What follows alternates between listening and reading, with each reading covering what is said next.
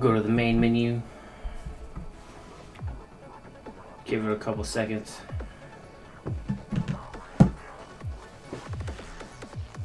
Yo, what's up, Dungeon Hunter community? It's FaceGar again.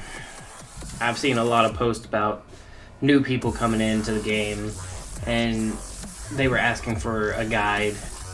There's tons of them out there from great YouTubers like Claytano, Begamon, also known as Schizophrenic Gamer, Disciple 808, a bunch of good streamers, also like Breezy. But I guess I decided to do my own. Just a super basic one for people who are new to the gacha genre, who haven't really played stuff like Summer's War or King's Raid, the famous ones. So I'm going to start out with champions. In this game, there are 5 basic elements and a 6th element called neutral. But the 5 are fire, water, nature, light, dark. Neutral is reserved for stuff that like changes a champion and or is used to help start up a champion. It is also used for the scorpion that you're going to see on some of the levels that may look like it's a nature element, but it's not. It's neutral. It doesn't have any advantages or disadvantages towards any current champion, so you can use any champion to farm that level. But with elements, you get the possibility that each of them are going to have weaknesses towards each other. So like fire is going to be weak to water, and when water attacks fire, yo, what up Nick, welcome. When water attacks fire, it gives it a 15% chance to crit on top of its already crit rate, as well as 30% bonus damage. And then you have water, which is weak to nature, and nature is weak to fire. But when it comes to light and dark, they cancel each other out, is how I kind of put it. But when light is attacking dark and dark is attacking light, they always have the advantage. They will never have a disadvantage for attacking the opposite element. And when it comes to normal elements, it just is normal damage. So fire, water, nature will do normal damage to light and dark. But if dark is attacking light, it'll have the advantage, and if light is attacking dark, it'll have the advantage.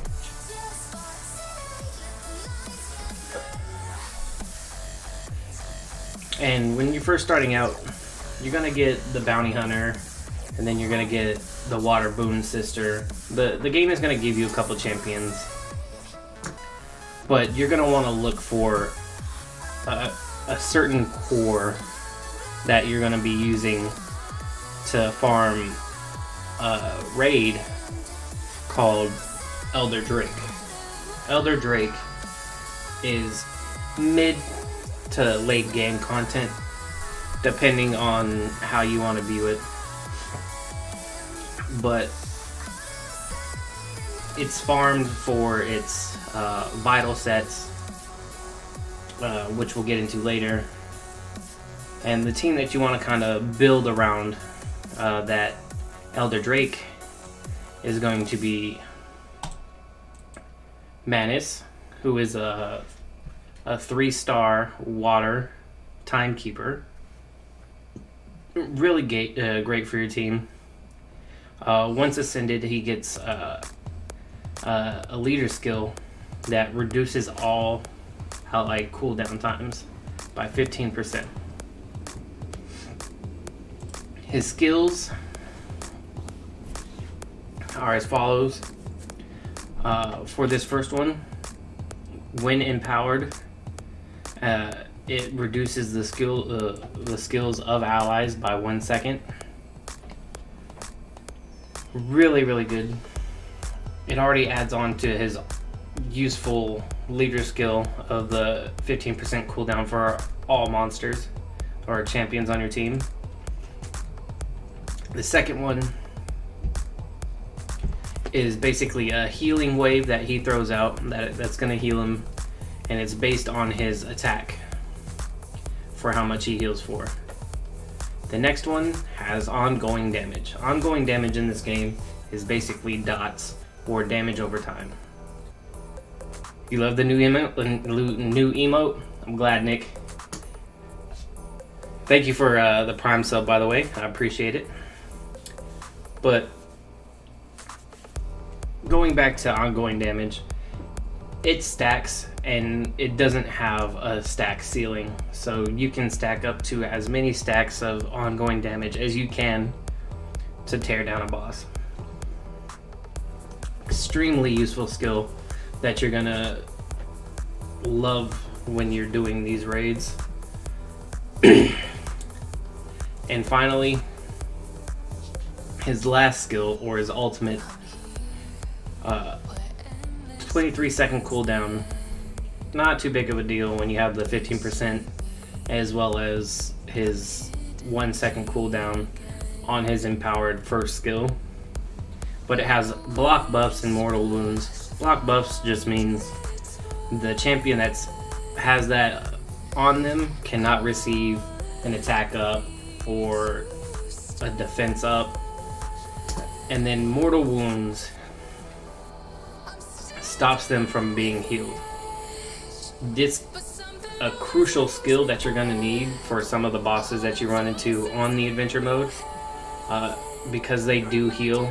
You do run into a version of the Timekeeper, I believe on board 2. He's one of the final bosses, and he heals constantly, so mortal wounds is really good there. Another great one for your team is going to be Mojo. This little guy is a 2-star starting out. He's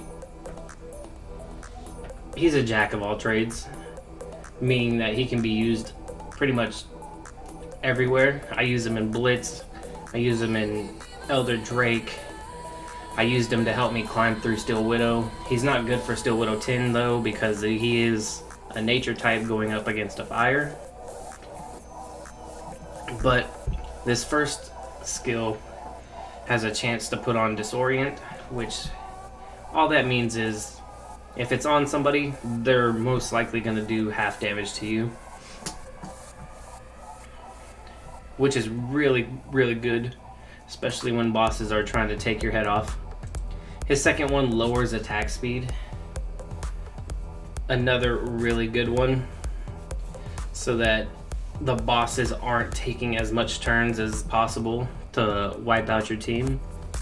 And then his last one, which unlocks once you ascend him, it gives you a raised attack and a raised defense. It's really, really good on a 10-second cooldown, and then you boost it even more with the 5% reductions to the cooldown. So coupled with Manus, he's gonna be proccing that like all the time.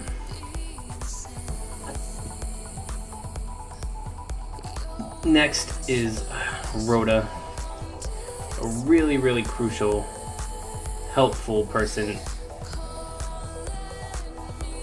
that is a key part of your Elder Drake team due to the fact that it is a water boss at stage 10. So going over his skills, the first one is more of like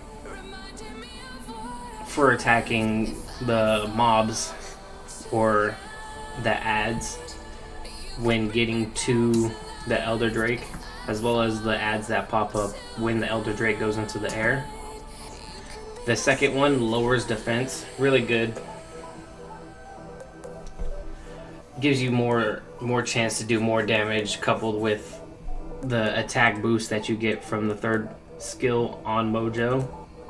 Just more damage output. The next one is where most of her attack damage comes from. It's a tornado, and it lowers attack. So not only with the lowered attack speed, lower attack, and Disorient on the boss is a good combo just to keep yourself alive. And lastly, it raises attack speed of all the nearby allies and also cools the skills down. So you've got 3 skill cooldowns between 2 monsters. 1 in a leader skill, 1 in a basic attack, and 1 in an ultimate form. Those 3 I would say are really crucial for Elder Drake. The next 2 that you can use is completely up to you. You can use another Manus as well as a healer like the Dark Dryad, but a lot of people will tell you the Light Boon Sister is also extremely useful, not only for ED10 but Still Widow 10, due to the fact that her first skill lowers defense, her second skill removes up to 3 buffs,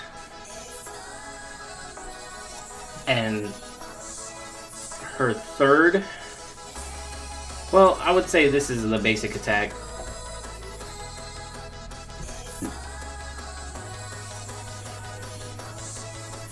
The first skill removes the buffs, the second skill heals, but not only does it heals, it's based off of her max HP, so the higher her HP is, the more she's going to be healing your team.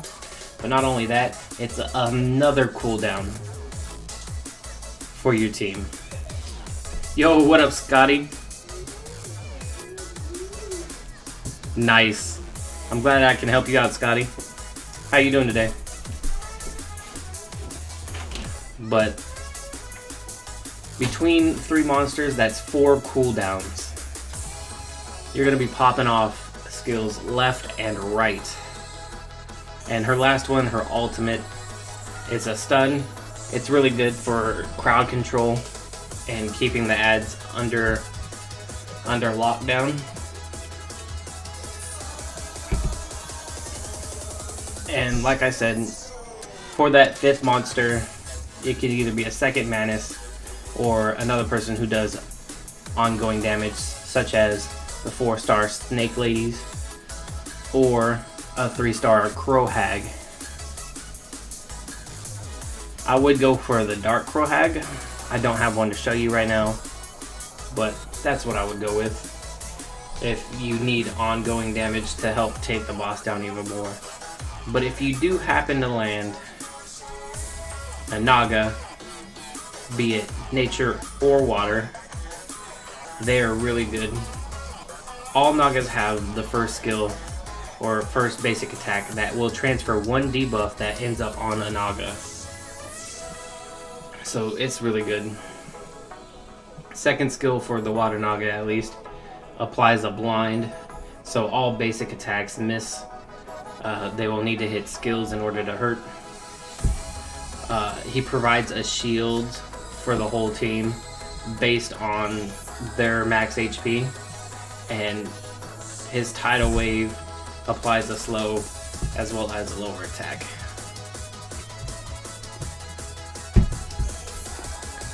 Who do you have, Scott? Maybe I can help you out. But that's who I would go with. Next, we're going to go on to gears. So for gears, you have a basic 6 composition consisting of an amulet, helmet, chest, shoulder piece, glove, and bracer. But the ones that are important that you're going to want to focus on are going to be the shoulder, the glove, and the bracer. The amulet, helmet, and chest piece are going to be good nonetheless, depending on their substats, but they're not going to have a chance to have a percentage stat. Like this one has max HP plus 38%. Percents compared to flat stats are going to give you a way bigger bonus. Did you take her out? The dog? That's why she chewed to the leash. Okay.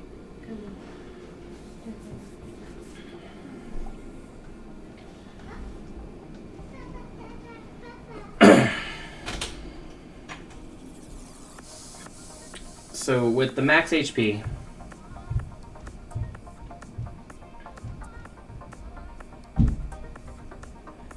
you're going to get way more out of the percentage than you would an actual flat stat like this. And the chest piece is always going to be max HP, flat stat. Helm is always going to be a flat attack, and pendant and or amulet is going to be always flat defense. But shoulder, glove, and bracer all have two stats that the others can't get. I would call them like a special stat for that specific piece of gear. So shoulders can have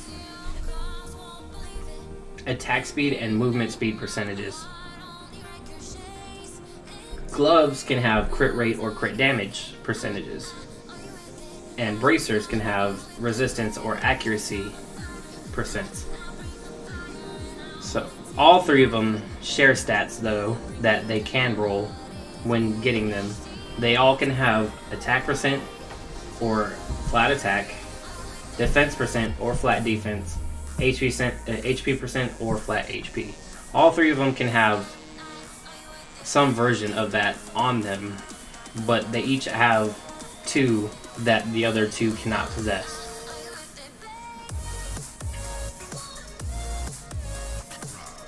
And they all have a rarity that they come in, which are 5 types that you're going to be seeing. So white is going to be normal, green is going to be the uncommon, blue are going to be the rare, epic are going to be purple, and then legendary are going to be gold. Normal white ones come with a stat, a main stat, but will never come with a substat. Uncommon will be green. They will come with the main stat and 1 substat. Rare will have 2 substats. Epic will have 3, and legendary will have all 4. And when you're looking at it, depending on what you get on that, you'll decide on which person it'll go on the most. Nick, HP percent is only good on on certain champions. So for the Naga, it's going to be really good. For like a Blade Master, no, you're going to want the shoulder piece to have an attack percent or attack speed percent. Just like you would want on the glove to be crit rate or crit damage for your Blade Master, and then attack percent on the bracer.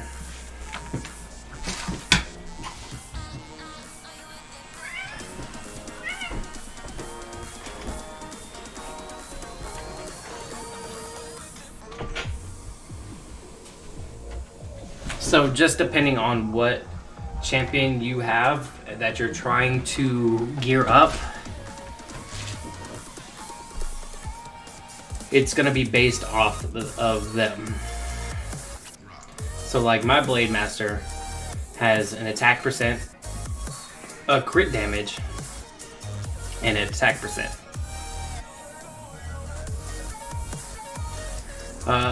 The dark and the blue one are really good, Scotty. Yep, Rhoda is really good DPS.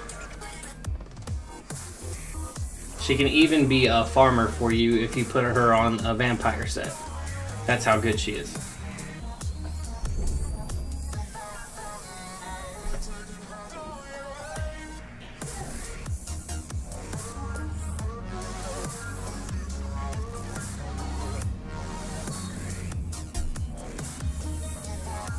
So from there,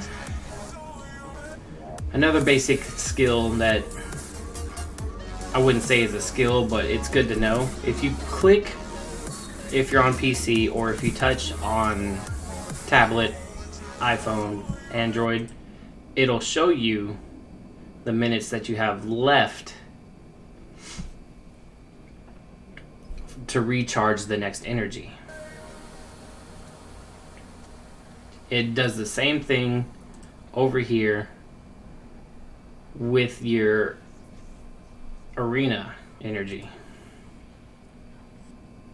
It's just a cool little thing that if you wanted to know, it's there. I believe it's 5 minutes for every 1 energy, so you should be fine. Next, I'm going to talk about these 2 chests up here. This refreshes every 24 hours and it gives you 3 gems.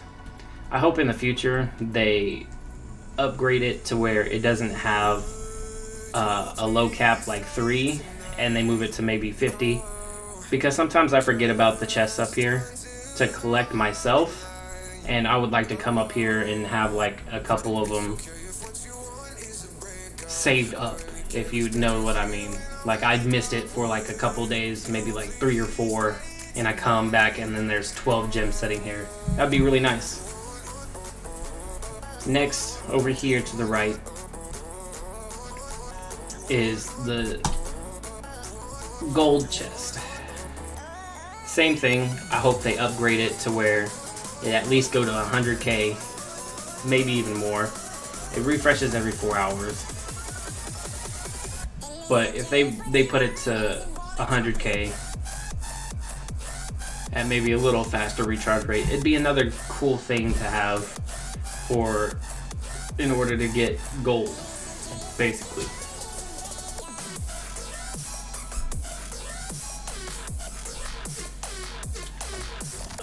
And now, if you haven't seen it already, or you haven't been paying attention, there's free rewards over here to the right. You'll see it after every, I would say every time you do adventure mode.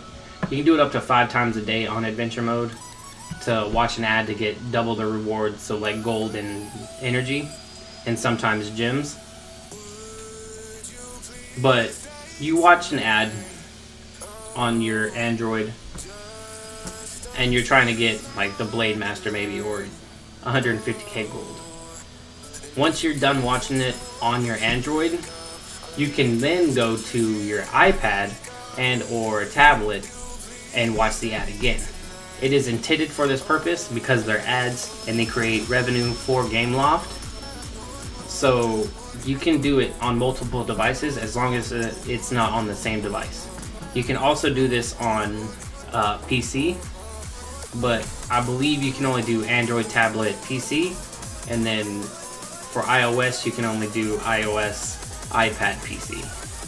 I don't believe you can do all 5 of them, but I haven't tried because, one, I don't have an iPod or iPad, and I don't have an iPhone. I just have an Android and the PC version. But it is intended for that just due to the fact it's ad revenue. Next, you see me, I'm in the black market down here. It refreshes every hour that you go into the shop. So if you go into the shop after 1 hour, it'll refresh. But if you stay out of the shop for like 5 hours, it hasn't refreshed itself. What it does is it waits that 60 minutes, it refreshes, and it waits for you to look at it again before it starts the countdown over.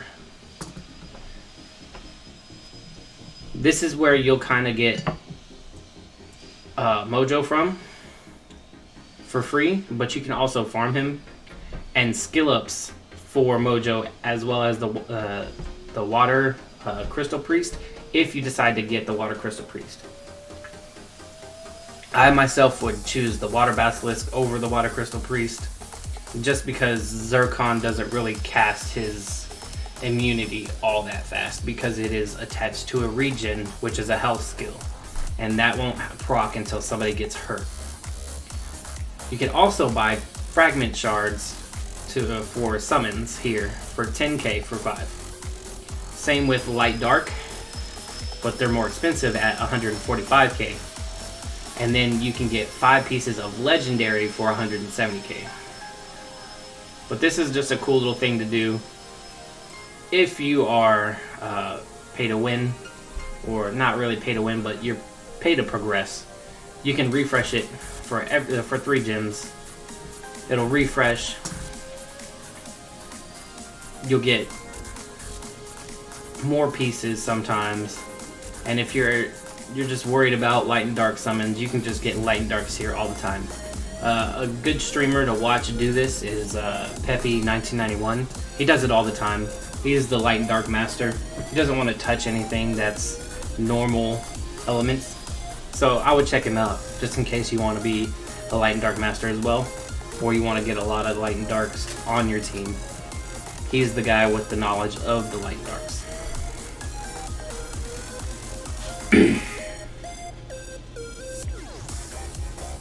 Next, we'll talk about the little global news up here.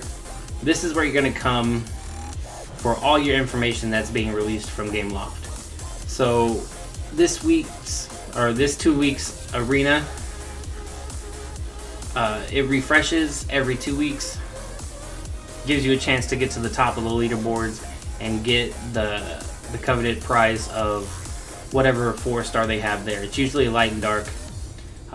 We just recently got out of the pirates, so we had pirates on 5v5. The light was on 5v5 and the dark was in regular arena for the top 30. It's really cool. This week, or this 2 weeks, they're going to be battling it out for the Dark Timekeeper. He's really good. He's Manus' brother. He's a phenomenal unit. Next, they post patch updates here,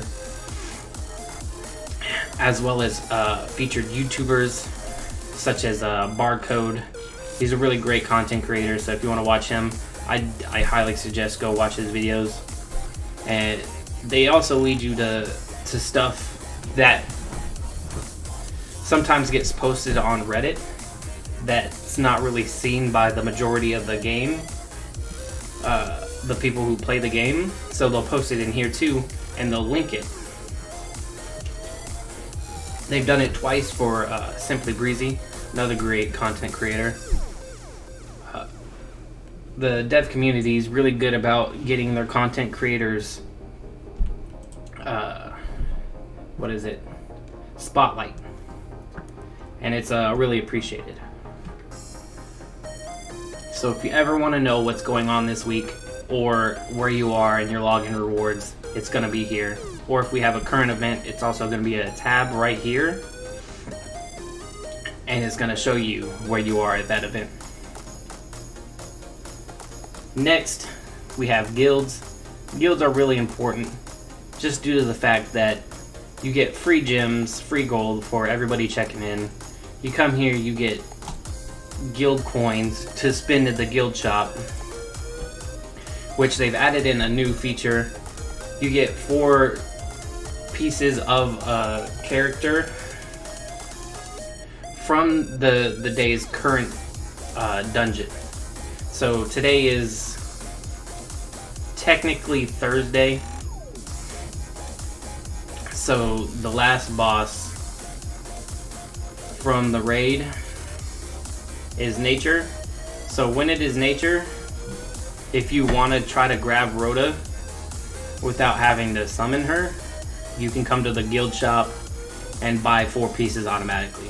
I wish they would have made it more per week for 80 coins, or at least more that you can get, but it's just a cool option that they added in, just in case you're missing that 1, 2, or 3 pieces that you need to summon and the dungeon might be leaving soon. So you can come here, pick up 4 shards, boom, complete it. Or you can start out with 4 shards and then go back on to farming for it. You can also buy rare discs here for summons, as well as light and dark pieces. Also, what's cool about guilds is the upgrades. If you're coming over from Summoner's War, you're going to notice that they don't have totems. The totems are in the guild upgrades. I believe the max level is 40. I haven't seen Nat2s or Epic Gaming go past 40. So I'm thinking it caps at 40. Which is really good. Because we don't want it to go on forever. Even though all these extra percentages are nice. You can come here, check your members. They added it to where guilds can become private now. And you can have a certain level as well as minimum battle rating be a requirement to joining the guild.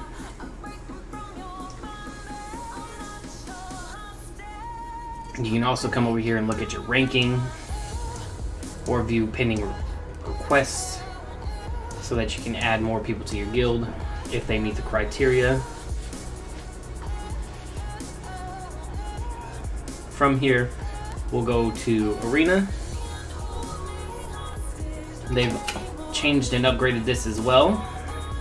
So you now see where you stand, what kind of weaker reward you're sitting at if it does finish.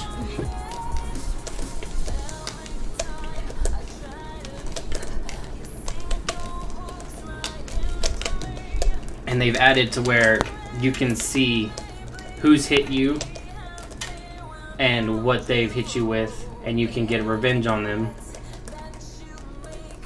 You can also set up your defense, set up your synergy trait skill,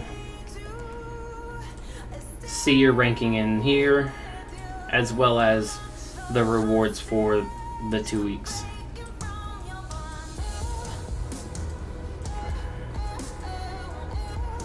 And like I said, the Dark Timekeeper is for the top person.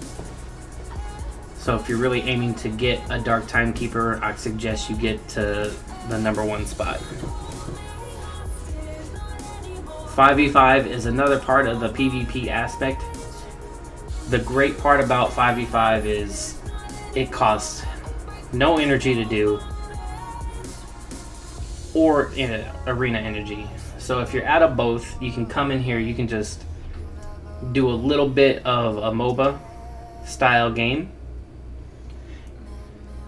with champions that you currently have, and they also have their separate rewards for 5v5. They're kind of like the light side of what you can get from the arena, which is the dark sides of these monsters. Click here, check your rankings. But you can invite your friends, click over, or invite guild mates. You can have a squad of 5, or you can just go in solo.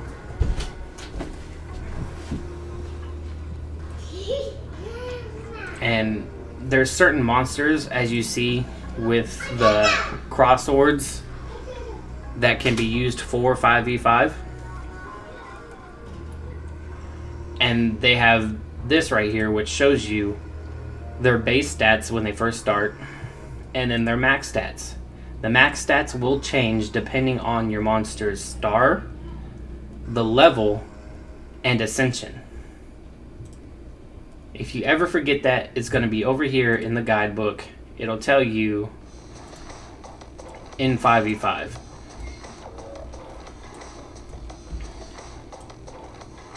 It tells you right here you can increase the base stats, but you can increase their max stats by promoting, the number of stars, the level up, and ascension. Yo, what up, Ghetto Sith Lord? Welcome, welcome. Good morning. How are you?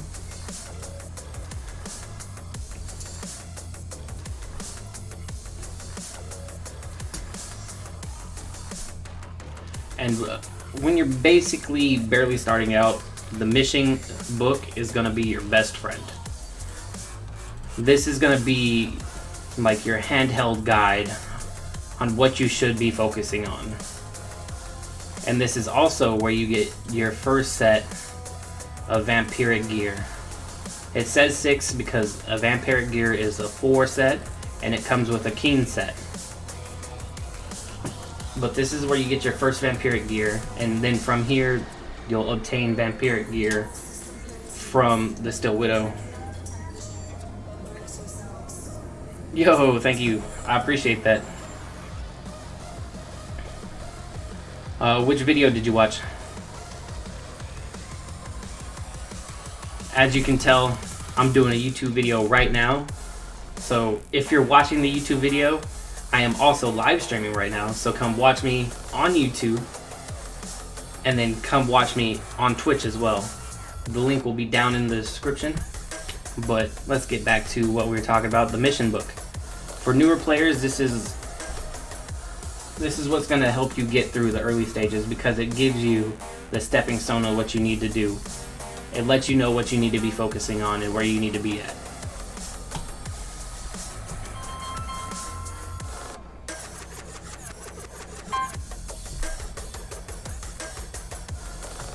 Also inside the mission book, you have your daily quests that you can do every day, which I suggest because you get a free 10 gems, and it also gives you EXP for leveling up.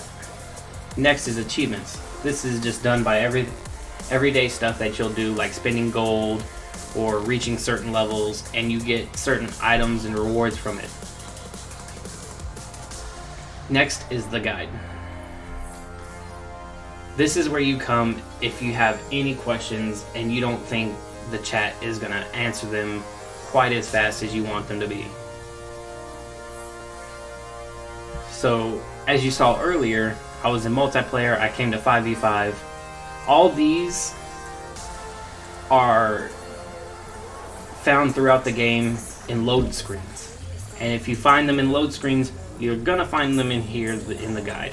So if you see something that you didn't quite get to read fast enough, it's always gonna be here in the guide. You can come, you can search for it depending on what you were looking at, and you will 100% find what you were looking for.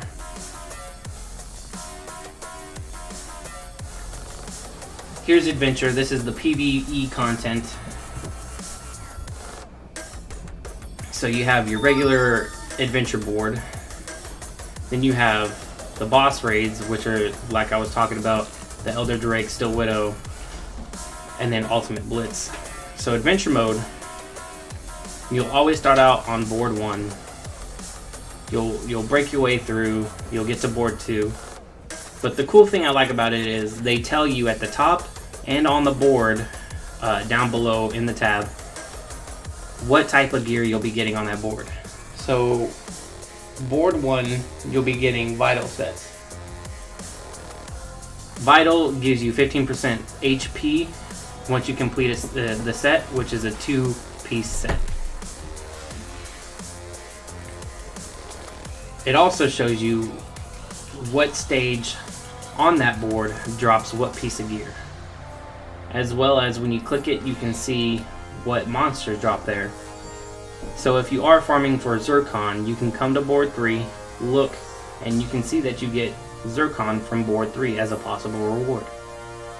But board 1 has Vital, board 2 has Mortal, board 3 has Keen, board 4 has Rapid, board 5 has Precise, 6 has Guard, and 7 has Warding. Once you complete a board fully, you've completed board 111. It unlocks board 2, but it also unlocks the epic version of that board. Once you complete the epic version, it unlocks the final legend of that board. So if you're looking for a specific place to farm, and you know that you can blaze through boards 1 through 7 on both normal and epic, you can come straight to legend. And a lot of people will tell you 1.7 and 1.10 are really good places to farm. Yo, Nilius, thank you for the follow. I appreciate it. Welcome to the stream. How are you doing today?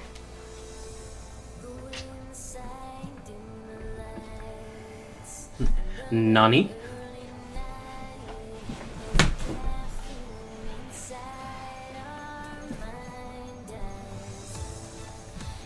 But as I was saying, it's great to come here and farm for pieces of gear that you're gonna need just to start out with.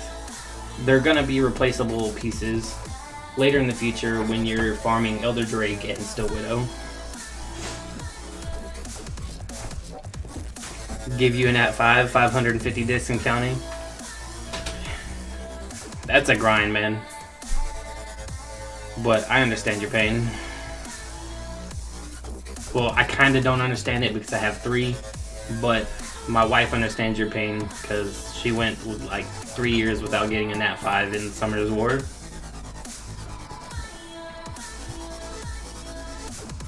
So like I was talking about boss raids, this is going to be the mid to end game content that I was talking about, depending on your view of the game. Elder Drake is going to be the first one that you want to farm, but if you somehow can, you can end up doing Still Widow 10 before you do Elder Drake 10.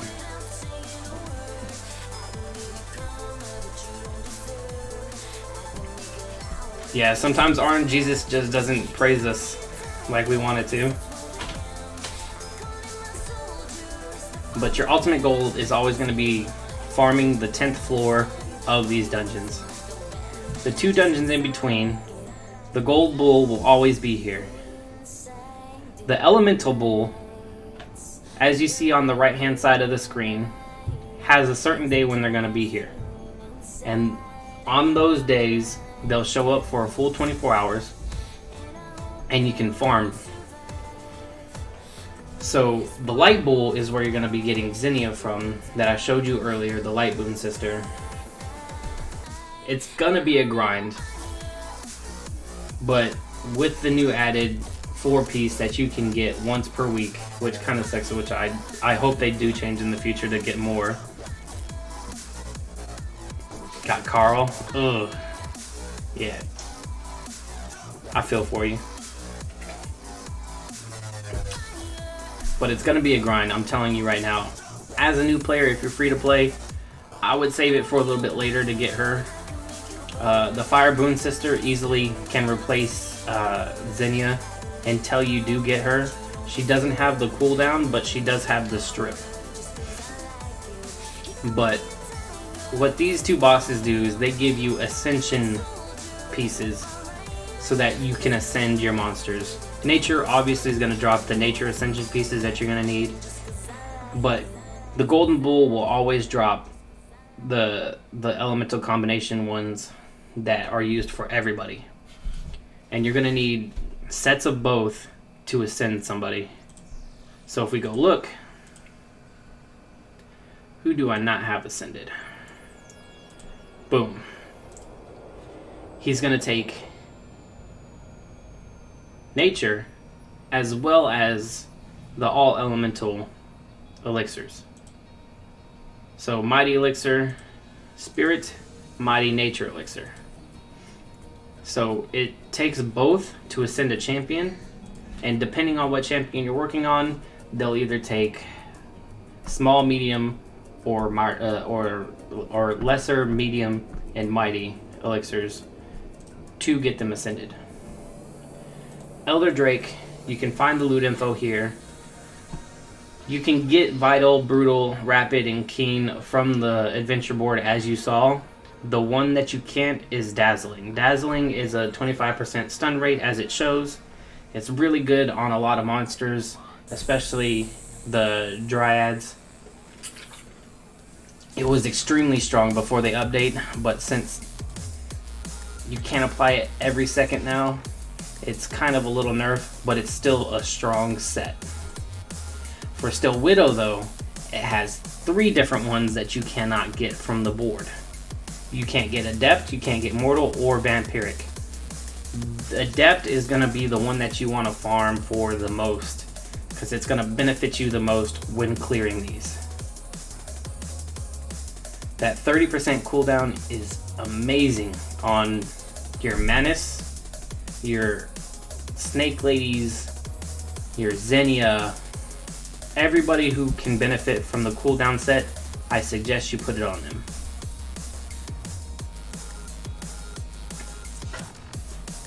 Still Widow, up until 7, only puts immunity on itself. So what that does is you can't put debuffs on the monster, which is why you need the strip. But you can still damage it. Once you get to 8 and above, though, it puts on invulnerability, so it can't be hurt by anything. This is definitely where you need the strip, or you will not be finishing any of these levels of Still Widow.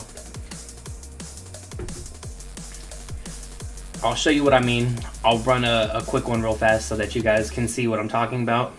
As you see, I have Manus as the skill leader, so I get that 15% for everybody.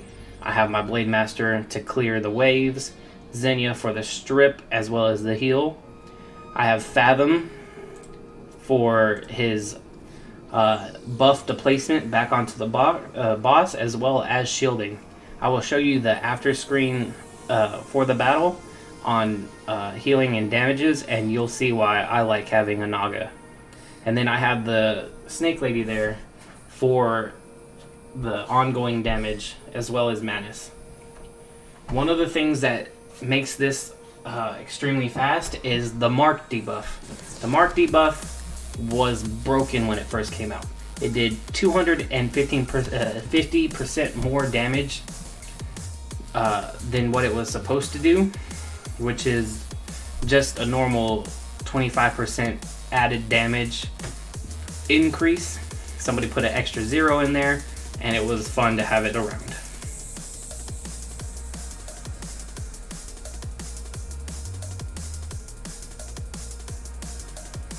Our guild is $24.90 for collecting trophies.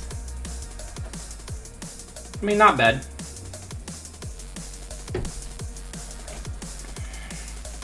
Especially for a guild that I started last week. But here we're at the Steel Widow already. We're 50 seconds in. As you see, the Mark debuff as well as the ongoing damage is tearing through this boss's health. Before, it was shredding the boss with the 250%, but the 25% is still good. He puts up the immunity and the shielding. Xenia will strip it right now. Boom, and we can continue doing damage. If one of the person in your team ends up dying, or it goes for too long, the boss will do a full map wipe. And it's a very devastating attack that I believe ignores defense, and it does a considerable amount of damage. So up here in the right hand corner, you'll see this bar graph. If you click it, it'll show you your aftermath report. Most of the damage came from the Blade Master, but that was to clear the waves. Now, if you compare 100k healing from Xenia, but then you have 160k shielding from the Naga. So the damage mitigation from the Naga is extremely high. I would suggest putting it on your team if you are having a hard time clearing Steel Widow, because that damage mitigation along with the healing is going to keep your team alive.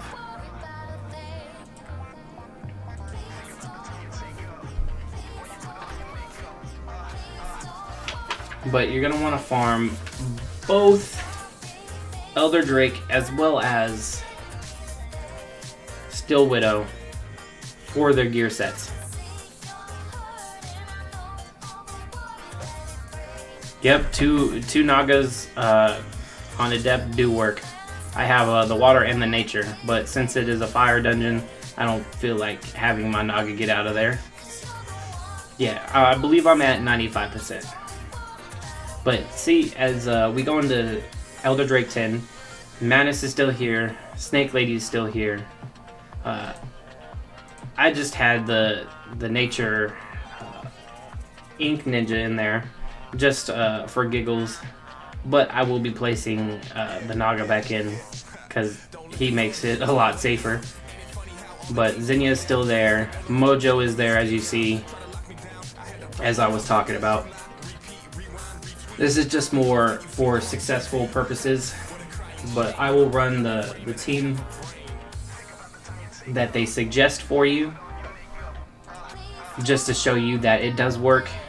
The devs do give positive information when it comes to this Elder Drake.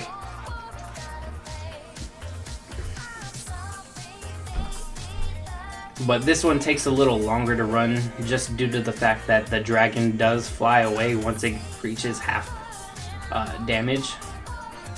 So it takes a little longer to complete.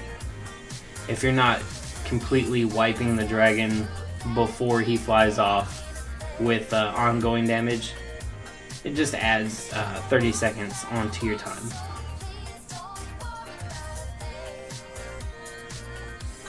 After this, we'll go into Ultimate Blitz. Your Elder Drake team is a good start, but you're gonna need damage to get past some of the bosses. So I would suggest, if you do get Scan Berserker, they're great to take in there because they will take the brunt of everybody's attacks.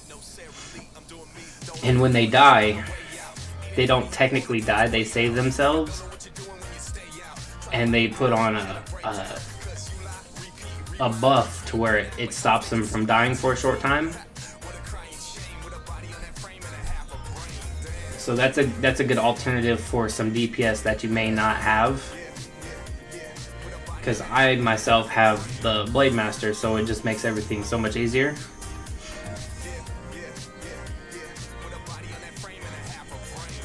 But when you are summoning, the ones that you look out for are the Nagas as well as the Snake Lady. Yo, what up, Toxic? Welcome, welcome. How you doing?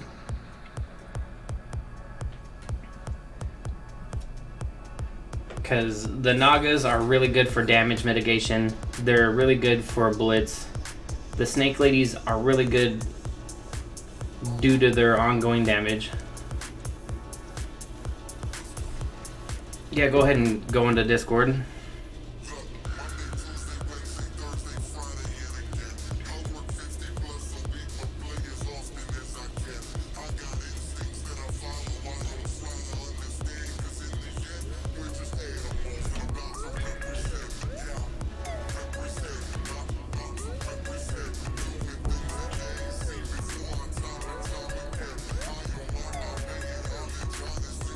So a time of 2:49, not too bad, but not too good. I got a dazzling piece out of it, really good. I'm gonna keep that. Yeah, I'm currently doing a YouTube video, so I'll be back in there, bringing it up again. Now look at this. Look at this man right here. That damage mitigation near 300k is phenomenal. The damage from the Snake Lady, phenomenal. These are the two that you want to look out for when you are doing summons. Any Naga will do, as long as it's not fire, obviously, because they will have the elemental disadvantage. But when you're getting Snake Ladies, I would look for the water one because she can be used in both, and I would look for the water Naga because they are used in both. Yo, you got the Dark Timekeeper yesterday? Nice. Really, really good monster or champion. And that's basically it for my super beginner guide. I hope everything in here was able to help you somewhat. If it was able to help you at all, drop a like. I'd appreciate it. Share the knowledge with your friends, your family, whoever you know plays this game. I will be posting it on Reddit, their Dungeon Hunter Discord, as well as their Twitter. If you know anybody who's new, send them my way. Send them to this video. Thank you for sticking with me this far. If you did, I appreciate it. Until next time, I'll see you guys later. Scene. Bam. I'll be right back, guys. I gotta use the bathroom. I had to use the bathroom the whole time during that.